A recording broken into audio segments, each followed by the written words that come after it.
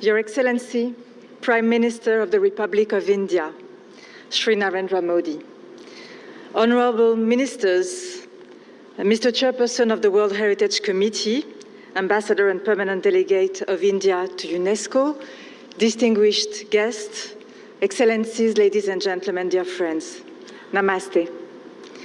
Let me start by expressing our deep gratitude to our host, the Prime Minister of India, who is welcoming the world tonight around this essential notion that 195 countries have agreed on: the protection of the cultural and natural heritage of humanity, bequeathed to us over the centuries in all its splendid diversity. The World Heritage Committee is meeting here in New Delhi, in India, for the first time in its history, to preserve, promote, and pass on to the future generations humanity's priceless legacies established over time. Let me also take this opportunity to thank the Ministry of Culture and the Archaeological Survey of India, which have co-organized this important meeting with us. Since being founded over 160 years ago, the Archaeological Survey has protected India's world heritage, but also more than 3,600 ancient monuments and archaeological sites across the country. And in recent years, we've been happy to work with ASI around the world, especially in the region and in Cambodia, where it has contributed to the restoration of Taprom, one of the most important temples at the Angkor Wat World Heritage Site. This commitment is inspiring, and I understand India's support will be further reinforced to pave the way for more international cooperation on the occasion of this committee and in the spirit of the World Heritage Convention, which is also based on solidarity. I thank you for this reinforced commitment. For us, who are responsible for protecting world heritage, the challenges are tremendous, as the world undergoes transformations in every area, driven by the digital revolution and climate disruption.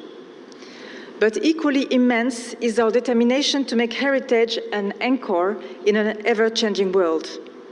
And this determination is also being passed on to the young people who have come from 31 countries for the World Heritage Young Professionals Forum, which is taking place this week in Uttar Pradesh. Excellencies, honorable guests, this country is an inspiration for UNESCO. Like all visitors, and like we've seen in the video just shown, I am struck by the unique way in which the country constantly reinterprets its infinitely rich cultural heritage. We feel this very clearly in New Delhi, near where the Mahabharata is set. The Taj Mahal, the temples of Malipuram and Khajuraho, the sacred ensembles of the Hoysalas, each of the 42 Indian treasures inscribed on UNESCO's World Heritage List, bring together past, present, but also future generations.